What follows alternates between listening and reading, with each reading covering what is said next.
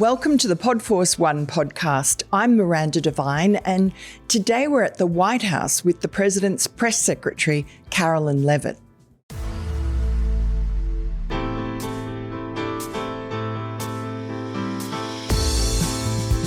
Karoline Leavitt, thank you so much for joining Podforce One. Thank you for having me, Miranda. It's long overdue. I'm glad to be here. We're so thrilled to be here. And of course, the shutdown's over now. So yes. That must be a relief for everybody here in DC. It definitely is. 43 days the shutdown dragged on because of the Democrats, and Republicans and the president stayed unified in saying we want to reopen the government and we're not going to be held hostage to negotiate such a serious issue as healthcare overnight. This is a serious discussion that needs to take place after the government reopens. That's obviously a common sense position, and that's why ultimately President Trump won. So we had a late night Oval Office signing ceremony. He signed the bill at 10:30 p.m. and now the government is back open. We're getting our staff back to work and we're going to get people paid very soon. And what's the mood? Is it sort of euphoric or a bit exhausted? Or I think a little bit of both. I think there's a level of elation in the West Wing, and people are of course tired, and we're really looking forward now to getting back to business and to not having to talk about shutdown, but talk about the things the president is doing: affordability, continuing to work on the border, more trade deals are coming. He's signing a EO on foster care with the First Lady this week, which is really exciting. So now we can focus on the day-to-day and all the president is accomplishing. And the Democrats got nothing out of this longest shutdown in history, except they really did, because I guess their plan was to blow up the economic figures. Your next ones will probably show a hit, and just to cause mayhem. How do you stop that happening again? We have to work hard to hopefully get a funding bill that will last longer next time when we renegotiate this once again in January. And I think the president is genuinely serious about negotiating and discussing the issue of healthcare, which is a very important topic of discussion with the Democrats. And if they want to be common sense people and try to fix the system they created, by the way, the president is fully on board to do that. And you heard him say that when he signed the bill to reopen the government. So we'll see if they take the president up on the offer to work in a bipartisan fashion. Regardless, Republicans are going to definitely put forward really good proposals to bring down healthcare costs in this country. I know it's an issue the president, frankly, has been obsessing over. His HHS team is working around the clock to negotiate good deals with Big Pharma. We've rolled out several, with many more in the can to come. And those are going to be real savings in the pocketbooks of the American people. So the president's focused on results. He'll work with anyone to do it. And so hopefully we'll see that in the weeks and months ahead. But knowing the Democrats from past history, they'll try to stage another shutdown before the midterms to cause maximum damage. It worked for them really this time, they feel, because they did well in those elections, those special elections. So, I mean, the filibuster is really the only solution to that. Is the president still determined to get the Senate Republicans to agree to that? Absolutely. Right. He's in total agreement that we need to let go of the filibuster. It's not serving the purpose that it originally intended to serve anymore. It's really a moot point, and he wants to see it gone so that he can have the most productive 3 years of any president ever. He's already been so productive in his first term. He ushered through the largest middle-class tax cut in just 6 months, which is amazing. There's so much more work to do: election integrity, voter ID, getting rid of universal mail-in ballots. All of that can be done if Congress works together and gets rid of the filibuster. So the president is definitely talking a lot about that, both publicly and privately. I know he's expressed his opinion on that to leaders in the Senate who may agree or disagree. We'll have to see how it shakes out. But there's so much that can be accomplished, and we must take advantage of having the most productive president in the Oval Office. You know, Republicans need to get off their butts and move, and that's what the president wants to see them do, and that's what the American people are expecting. So what's your prediction? Do you think the filibuster will go? Well, look, I'm not a betting woman. I'm not a gambler, but I would say don't bet against President Trump. I mean, there's been many challenges he's faced where people think he couldn't get the votes on topics that he did, in fact, get the votes. Look at the One Big Beautiful Bill, right? Everybody in Washington doubted his ability to get that done by the 4th of July, and he did it. And he's unequivocally the leader of the Republican Party. Voters understand that, and voters want to see the Trump agenda, the America First agenda, implemented. And the best way to do do that is to get rid of this nonsense rule that really has no impact on the Senate anymore. Big Pharma blames everyone but themselves for high prescription drug prices. The truth? Pharmaceutical companies control drug prices and keep raising them, even as Americans struggle to afford the medications they need. This year alone, they've raised prices on almost 700 drugs. Don't be fooled. Big Pharma looks out for themselves while you pay the price. Learn more at pharmareformalliance.com, paid for by Pharmaceutical Reform Alliance, Inc. Now, you're the youngest press secretary for the White House in history, and you're also a young mum with a beautiful 16-month-old. Sorry, not 16, please. Not yet. Not yet, no. So 16-month-old boy, Nico. Now, I remember you were pregnant during the campaign. Yeah. And you carried yourself beautifully. Thank you. But Nico was born and you were supposed to get some time off, but it was 3 days before the Butler assassination attempt. And so you were on television almost immediately afterwards. Tell us about that time. Must have been surreal for you. It was so surreal. I'll never forget the moment. I had just brought my son home from the hospital. He was 3 days old on July 13th. He was born on July 10th. And my husband and I were sitting in our living room in our home in New Hampshire. And I said, the president has a rally today. Let's turn on the TV while this, beautiful baby's just sleeping and hanging out. Newborn stage, there's a lot of sleep time and nap time.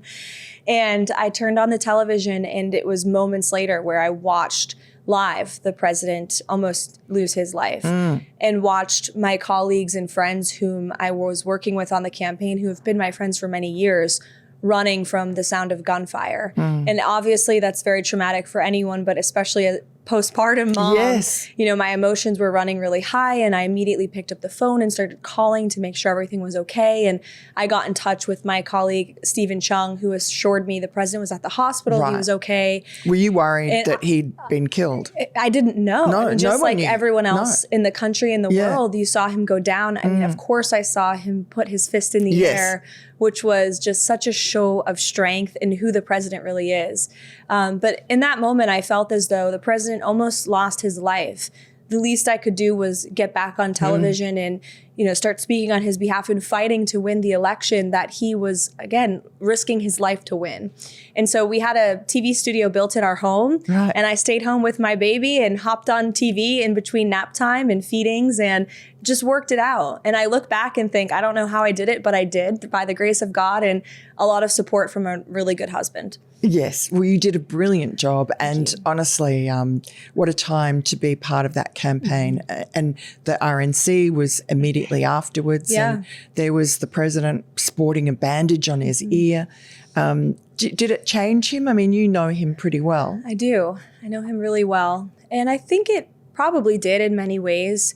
He certainly, I've seen him speak more about his faith since that day in Butler, because afterwards, so many people around the world told him that they watched a miracle take place. And it was a miracle. And there's no other way to describe it. He slightly turned his head in an unfamiliar direction that he usually doesn't at that time in a speech. And the bullet hardly struck his head. I mean, it just missed his head. And you think about that and the odds, it can only be described as a miracle. And I think he knows that. And I know millions of Americans around the country believe that, and that, God saved President Trump in that moment. It was just amazing to think about. And Thomas Crooks, the assassin, was killed. He was shot dead by the snipers. He was cremated. There are a lot of sort of questions about him. We don't know very much about him. And I know when I interviewed President Trump at the very beginning of this term in about February, he at that moment said, I need to know more. I deserve to know more. He said to his Secret Service people there and then the FBI was supposed to, but there's still no information, at least that's public. Yeah. Is there anything, is he satisfied with what he's found out so far? I don't want to speak for him on that because it is such a personal thing. But I do know that he has inquired with the Secret Service and the FBI, and it was earlier in the administration where he asked them, I want an updated briefing on what happened. Do we know any more than when I was briefed immediately following the days after Butler? Because the Secret Service and FBI did, at that time under the Biden administration, of course, come and brief the president. So he's been briefed by his own people on the matter, and whether he's satisfied, that's only a question he can answer. I can't answer it for him.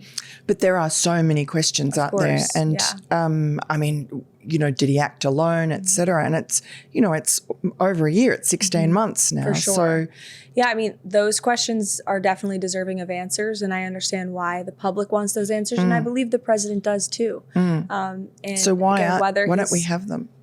It's a good question, and it's one I'd like to see the answer to, and I think all Americans would. Yeah, absolutely. What is President Trump? What is he like as a boss?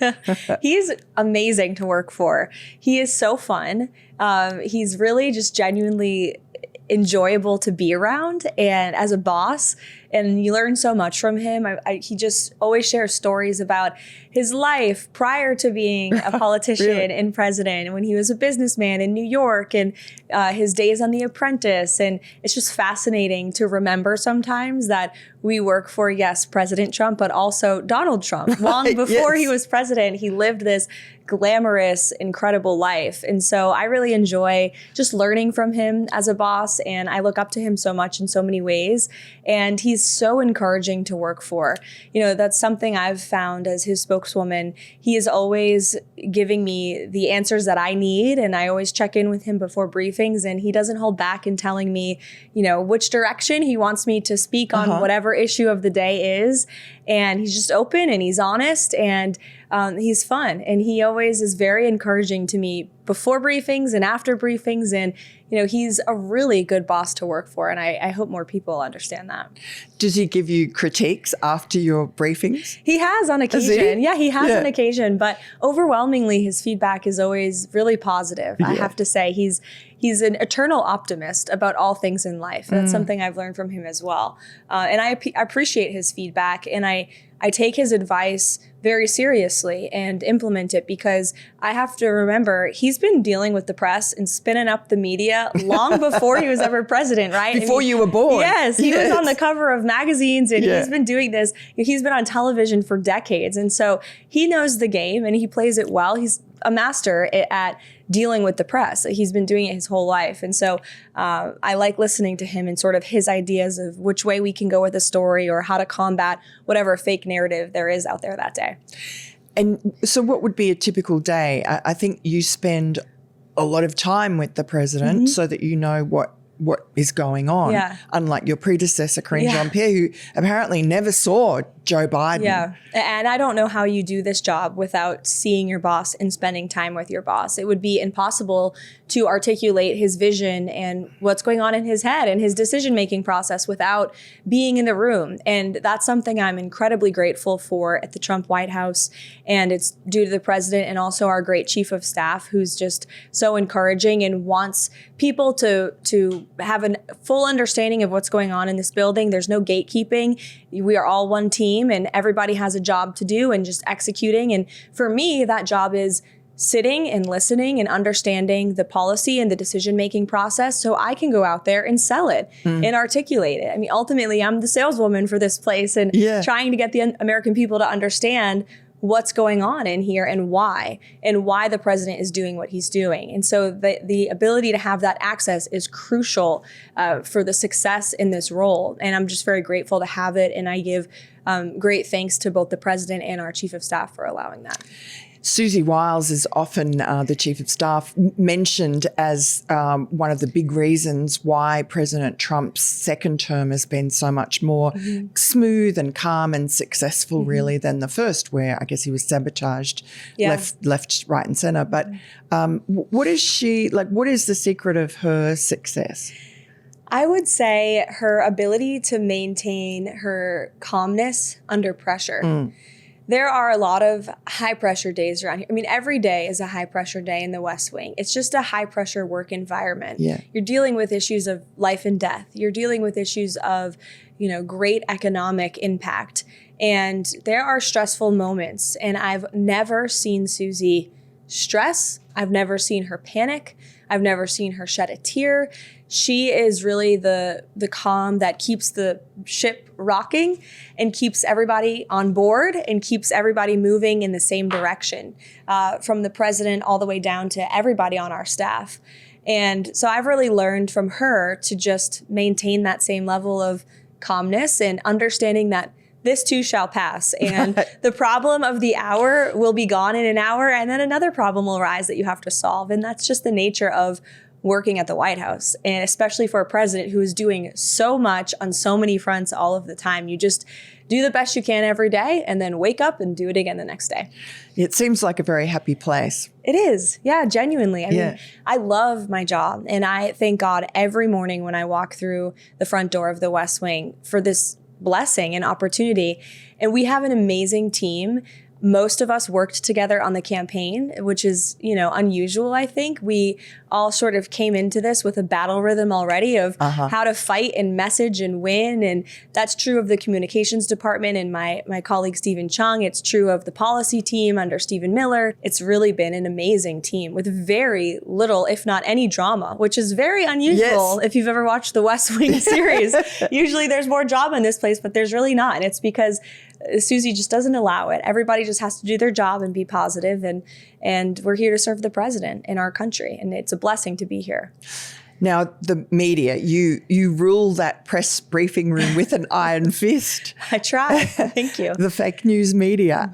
How what is your relationship like with them behind the scenes? It's quite willing, obviously, when you're up in front of the cameras, and it's sort of mortal combat. But do you feel that you've got them pretty much under control, or?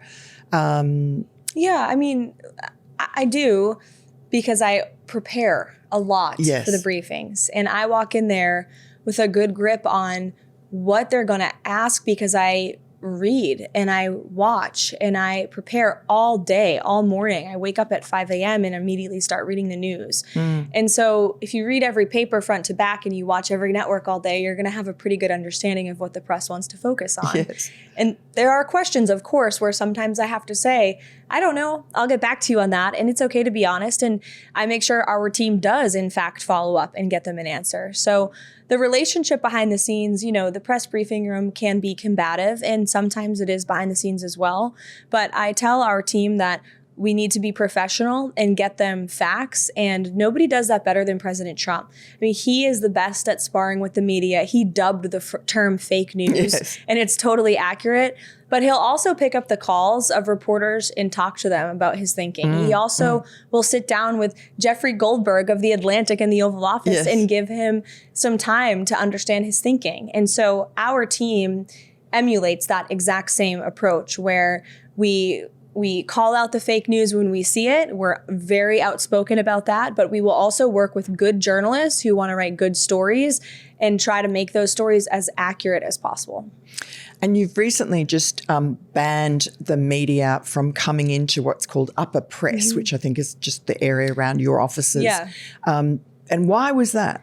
So upper press is the suite that you're in. This is my office, and there's several other offices and staff that sit up here. We are steps away from the Oval Office, as you know. And then downstairs, right near the press briefing room, there is what's called lower press. And I have 10 staff who sit down there, and they are the front lines of the White House Press Corps. And the White House Press Corps have full access to that space, to everyone on our press team, to take their questions, answer their questions. And what was happening up here is, now that we have taken over the responsibilities of the National Security Council, thanks to the restructuring of Secretary Rubio when he became National Security Advisor, Stephen Chung and I are responsible for all communications matters, including national security. And so we felt it became very inappropriate for reporters to be loitering around sensitive information in our offices. And we did unfortunately catch some unruly reporters recording us without our permission, listening in on conversations, eavesdropping. We'd have staff meetings in the morning. Some of the reporters started to pick up on that, and we'd walk out and they would be out there trying to listen. You know, if Secretary Rubio or the chief want to come in and brief us on something, you'd have reporters out there heckling them. And it just became an inappropriate work environment. And so now they're welcome up here, but it's by appointment only. And so a lot of the outrage you're seeing on Twitter, they've told us privately they're okay with how this system works so long as they can still have appointments with me to understand the news of the day. And we grant them that access. I give them as much time as I possibly can on my schedule. Although a lot of my time is with the president and in the Oval Office and sitting in on meetings. So I try to devote as much time as I can to the press because that is my job, right? That's the basic duty is for me to work with the press and make sure they're telling the truth out there. The latest big drama for them is the Epstein, the latest on the Epstein stuff. And you rebutted that immediately, saying it's another hoax, blah, blah. How is that playing out? And do you think that it's going to take a lot of your time going forward? Well, we certainly hope not, because I think the president is wanting very much to focus on the issues that he was elected to solve, like affordability and rising prices and, our border. We're continuing to do great work there. The trade deals, again, everything that's going on overseas. And that is what he's focused on. But if you look at how this Epstein story sort of evolved over the past week, it's classic Washington hoax. Yes. You have Democrats on the Oversight Committee leaking redacted information to their favorite reporter at CNN, who then pops the story with that redacted information and does not reveal that the unredacted version is available. And the unredacted version proves that the so-called victim in this email is a woman who is unfortunately deceased, but prior to her death said on numerous occasions that President Trump never did anything wrong and was always incredibly friendly in her interactions with him. And so it's a purposeful leak to try to manufacture this news cycle to drag the president. And we've seen this play out so many times. It is a classic playbook of the Democrats using their friends in the fake news to spin up a narrative about the president.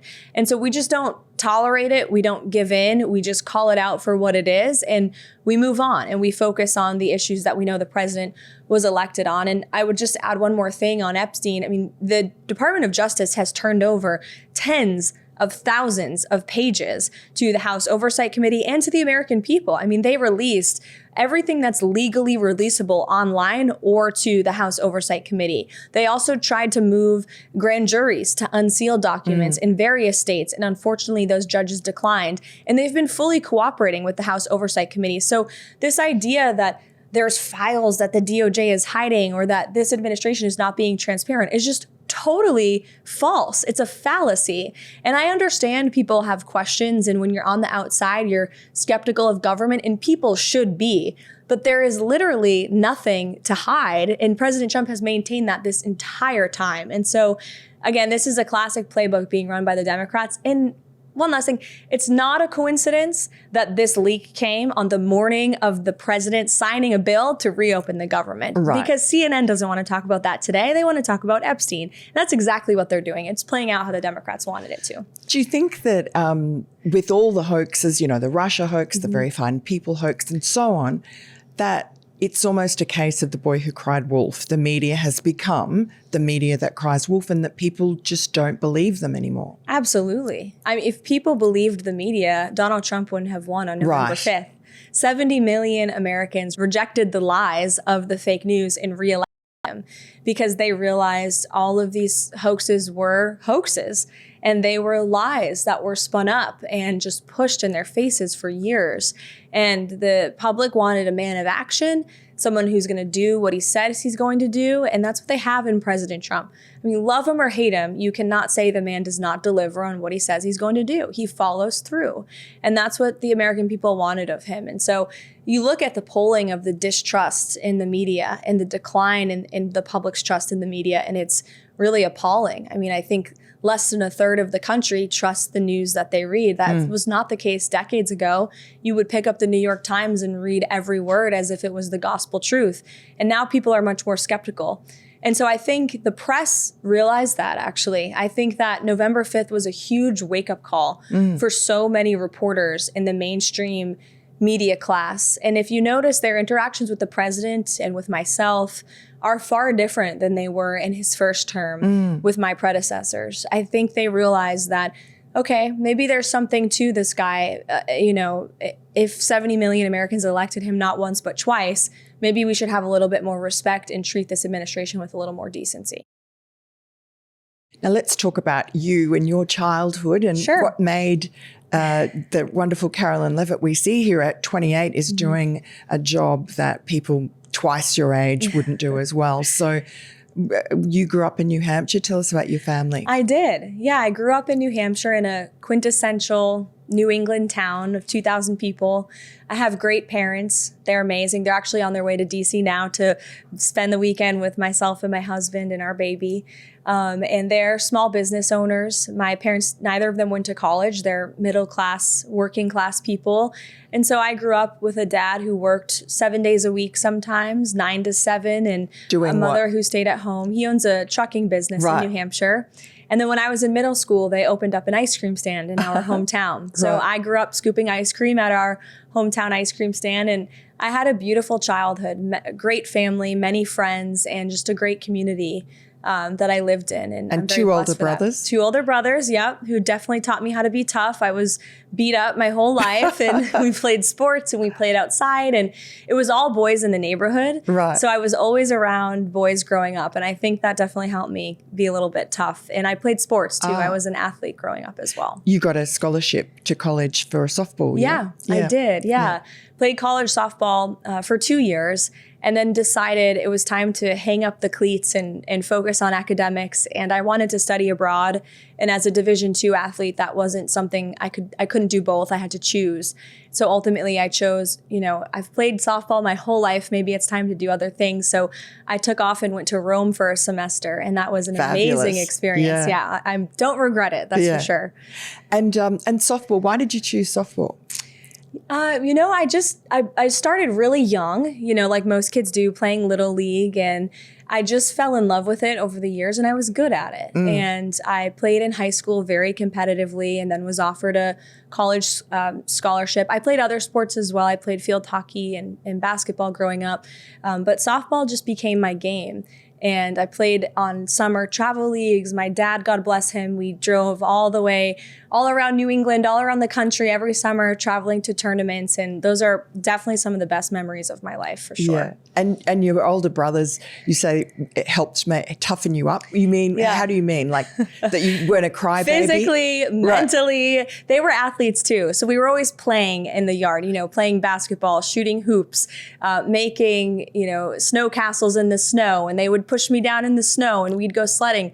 We had a golf cart in our yard drive growing up, and we attached a rope to the golf cart with a sled on the end. And they would do wheelies in the grass when it was wet and put me on the sled and purposefully fly me off of the sled into the grass. So yeah, they were rough and tough, but again, I had a good childhood, and I've never broken a bone. I don't know how, knock on wood, but I made it through. I survived the torture. That's lovely. And now you went to college and you studied politics and journalism. Yeah. And you were at college when President Trump was running for his first term. Yeah. And I believe you wrote an op-ed for your college newspaper about him. What did you say? I did. So 2016, I was a freshman in college, and I wrote an op-ed that said why Donald Trump just keeps on winning. And that was when he was in the primary with 17 other candidates. And everybody was so fascinated about how he kept making it through. And of course, that really started in New Hampshire when he pulled off a victory in Iowa and New Hampshire. He was just doing so well and performing so well. And people were fascinated and couldn't understand it. Yeah. And to me, it came so naturally because I grew up in a business family with a father who's very blunt and tells it like it is. And I saw many similar qualities in the president who was just out there speaking to middle-class working people like the ones that I grew up with in my small town in New Hampshire. And I saw how much he was resonating with not just my family, but the families that I knew and grew up with and had so much respect for. And so I wrote that op-ed, and I got a lot of heat for it on campus. Yeah, I'll bet. But it made me stronger in my conservative convictions. And in the 2016 primary in New Hampshire, my college, St. Anselm, which is very well known for being a political hub every 4 years for the primary, really opened up to the national news media. And since I was the conservative on campus, they gave me an assistant running job with Fox. And so Fantastic. I ran around campus and got coffee for the hosts on the 5 and just had a blast. And met Brett Baer. I took a picture with him. That was like, I thought that was so cool at the time. And it was an amazing experience. And that's when I knew I caught the bug, and I said, I want to do this for the rest of my life. I want to work in politics or in media in some capacity. And you were pretty much, I mean, there are not many conservatives in your generation on a liberal arts campus. So what is it about you that made you kind of impervious to that normal woke brainwashing that's afflicted so many of your peers? I credit a lot of it to my upbringing and just the conservative values I was raised on of faith, family, good old-fashioned hard work, not complaining, just pulling yourself up from your bootstraps and getting the job done. And I mean, that's what I saw my parents do, and that's what they taught me to do. And I think those values are by nature conservative values, right? And so when I went to college and had several liberal professors who were espousing, clear distaste for President Trump at the time, it was very alarming to me that there were people in academia who were trying to push their views on their students. And I wrote about that as well in the college newspaper, probably much to the dismay of my professors in class at the time. They still gave me good grades. That's good. I did write about how it's, you have to realize you have students who grew up in households that are the forgotten men and women. And that's exactly who President Trump was speaking to and continues to speak to this very day. And you had a White House internship for a little while in President Trump's first term. I did, yeah. And what was it like coming back? I mean, you'd been here as a kid. Did you think that you would be back one day doing what you're doing? No. I mean, you can't really imagine it, right? I did apply for an internship in college, and then that led to a full-time position during the first term in the White House. In which I worked in the correspondence office, literally going through the president's mail. But then that led to a low-level role in the first-term press office under Kayleigh McEnany. So I was able to watch firsthand how a press secretary operates day to day and what the job entailed. But then, of course, President Biden was installed as president, and I moved over to Capitol Hill and did various different things in the off years when President Trump was not here. I never thought it would lead to this, but it did. And, God closed one door and he'd open another, and then here I am. And you did the most amazing thing, again, another first. You were the youngest person to run for Congress, I think, in New Hampshire. And you won the primary, amazingly. Yeah. How old were you then? I was 21 or almost 22 when I kicked off the campaign, which is crazy to think. 22 going on 23, I think. And what gave you the boldness to do that? I look back and I really can't put my finger on what possessed me to run for Congress. I was working for Congresswoman Stefanik, who's very well known for her support of young women leaders in Congress, and actually had a super PAC at the time to endorse and encourage young women to run. And she was the first person in DC who raised her hand and said, I support Karoline. She worked for me and I know she can win. And we did. And, and the primary was not easy. We had really well-funded opponents. And I put together just a good old-fashioned grassroots campaign. We knocked on 70,000 doors in the primary all across New Hampshire. And I would go out door knocking every night and was working at the family business at the time. And we just scrapped it together and we won the primary, which was such an amazing experience. And then, of course, we fell short in the general election. But I'm grateful for it now. And the president jokes, I'm so glad you lost that race because it led you to working for me again. Yeah. And so shortly after the midterms is when I joined the president's super PAC and then his campaign. And then, of course, what led me back here to the White House. And he, of course, endorsed you in your race. Yeah, he did. So how did you get his attention? I think that race, I was on television a lot. It was a very nationalized campaign by nature of my youth and just the opponents that I was facing. And it was a toss-up seat. So there were a lot of eyeballs to look at what was going to happen in New Hampshire in that year. And so I think he saw some of my television hits. And the day after I won the primary, he called me to congratulate me. And so then we just sort of kept in touch after that.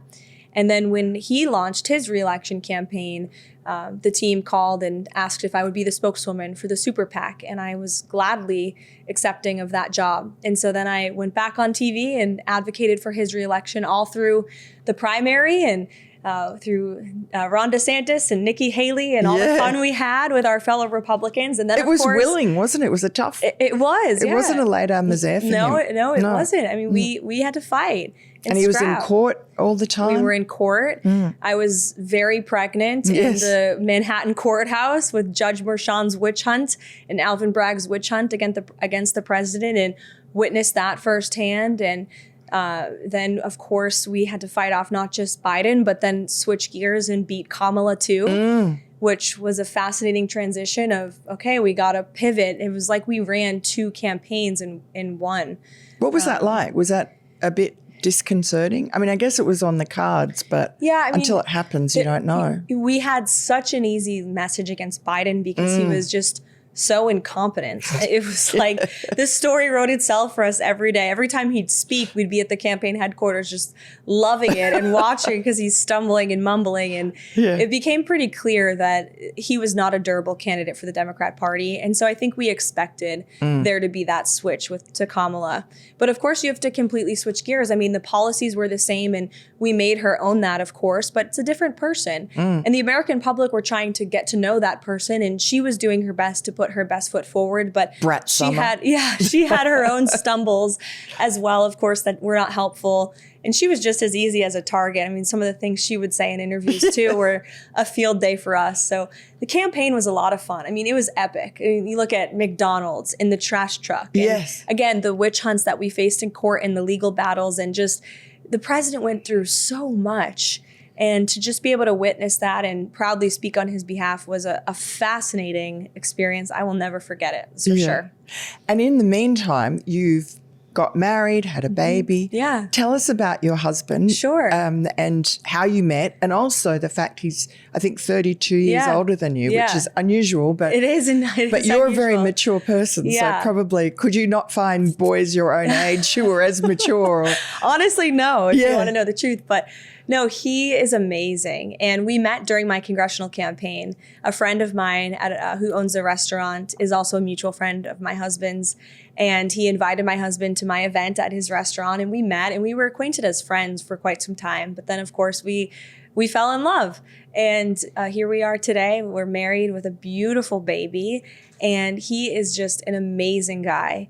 He's very introverted, unlike me. Oh, really? Yes. He stays behind the scenes. He's not on social media. He's very private. He's a self-made man. Which I respect. And he's a self-made man. Yeah. He has like you, really. Successful real estate business back home. And, he's built his career. And so he's in a place where he can support me in mine. And so he's an incredibly hands-on father. He and my son are just the best of friends. And he's home almost every day with our boy. And he's just an amazing guy. And he is my number one fan. He watches every interview, every press briefing. He'll be watching this podcast. And he's awesome. We have a lot of fun together too. And what did your parents think when you said, "Oh, I've got this guy who's like almost the same age as my dad"? It's definitely a challenging conversation to have at first. But then, of course, once they got to know him and saw who he is as a man and his character and how much he adores me, I think it became quite easy for them. And now we're all friends. I mean, it's a typical family relationship, and my husband has such respect for my parents in the way that they raised me, and we all have a lot of fun together when they come to visit. And you've done, a lot of women sort of my generation or a little bit later, they waited. They did their career and then they had their children. Right. And, of course, that's not ideal biologically, but you've done it the other way. Yeah. And so was that deliberate? I mean, do you recommend that? What's the easiest? I mean, everyone has it. All women working mothers have challenges, but your way seems to be certainly biologically the smartest. Yeah. being a working mom it's very challenging. I mean, and I don't sugarcoat that when other working moms talk about it. There's several other working mothers here in the West Wing, and we sort of have a little club where we lean on each other for support and guidance and advice, because it's not easy. And you have to be really good at prioritizing your time. Mm-hmm. And, I have some red lines at night. I make it home for bedtime, and people can reach me by phone if they need, unless I absolutely have to be here. But most often I'm able to get home for bedtime, and that's my time with my baby. And then every weekend, we just soak it up as a family and really prioritize those moments together. So it's not easy as a working mom, but I feel like I wouldn't be able to be good at this job if I was not a mother. And I say that because I think being a wife and a mom is always my number one priority, and it really grounds me in this job. And, there's a lot of criticism that comes with being the president's spokeswoman, and I could care less about it because I know I have a husband and a baby who just want to hang out with me and play toys, and he just wants to snuggle and have me be his mom. And so if I were to go home at night and not have that, I think I'd care way more about what people say or the press, or I just don't, because I don't have time for it, right? Yeah. Like I go home and I have to cook dinner and change diapers and do tubby time and read books and put him in his pajamas and put him to bed. And like so many other Americans. Exactly. Yeah. Like and then you get up and you do it all over again. So there's no time to like have any worries in the world when you are caring for another life. And I think that's a really humbling thing that, as a mother, you understand that. And what advice have you been given that has been the most useful to you, particularly on the sort of juggling motherhood with work? Yeah, I've been able to learn from so many amazing moms. Of course, my own mother in my life, she was not a working mom, stay-at-home mom. But, my bosses here in Washington, D.C., my predecessors, Sarah Sanders and Kayleigh McEnany, both had young children when they were in this role. So it's been done before. I mean, I'm not the first to do this. And it's just a balancing act, and just putting your best foot forward each day and making sure you carve out that time for family. And I'm very grateful to work in a White House where that is not just accepted, but encouraged. Our chief of staff is amazing. I think she talked about it with you. Yeah, on the she was podcast. a working mum as well. She did it a different way. But right. No, she did it the same way I did, which was early and then. Right. Yeah. And she was a working mom, and she knows she has many working moms and dads on our staff. I mean, a lot of the men in the West Wing have young children as well. In fact, like Stephen Miller. And James Blair, and there's several of them. And actually at the Easter egg roll, we were in a staff photo line to take a picture with the president and first lady. And there were like 3 times as many children in that line as senior staff because really? so many of us Great. have young kids. And so all the kids were running around and crying, and I was trying to entertain them. We had books on the floor waiting to go see the president. So it's a family friendly environment in here. And my son comes into work pretty often, and he'll hang out in the office, and I have a basket of toys in the cabinet for him. So does he see the president? He has on many occasions. Yes, the president's very kind. He's very good with children. Yes, he is. You can tell that with his own grandchildren, and he likes them. He likes children. I think he's fascinated by them, and he's very cute with them. He's always very, very nice to my son. Although my son has no idea what's going on, but someday he'll see all these pictures. Yeah, amazing. And I wanted to ask, there was a funny moment the other day where the Syrian president came in, and President Trump sprayed perfume all over him, and I just wondered, like, did he smell? No. Let me tell you, that happens all the time, not just with the Syrian president, but I've seen it with other foreign leaders. I've seen it with members of our cabinet, myself. He has a cologne and a perfume. Yes. He's just showing off his wonderful scents. He's very generous. I mean, you've been in the Monica Lewinsky closet merch room. Yes. He is a hospitable guy, and he's always giving gifts to people who visit him in the Oval. He does love giving gifts. I hadn't seen the perfume he's before. Very generous.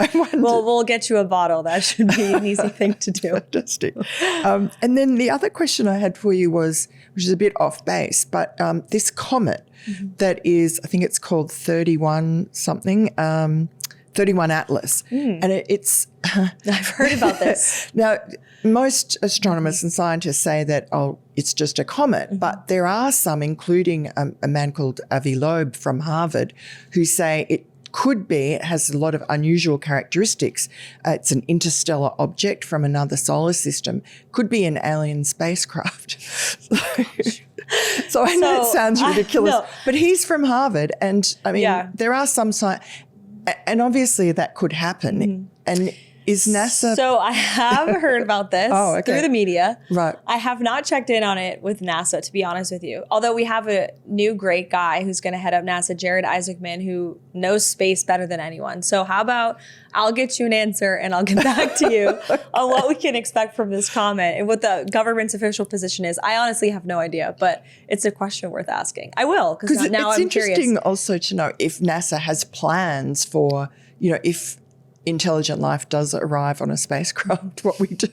What's our military operation going to look like? That's right. I don't know, okay. But I'll find out. All right. Well, thank you so much, Thank you, Karoline Miranda. Leavitt. It was wonderful to talk to you. You too. Thanks so much for having me. Pleasure. Thank you so much for watching. I'm Miranda Devine. We'll be back with more soon. Let us know what you thought of this episode by leaving a comment below. And please make sure you hit the like and subscribe button so you don't miss any future episodes of Podforce One.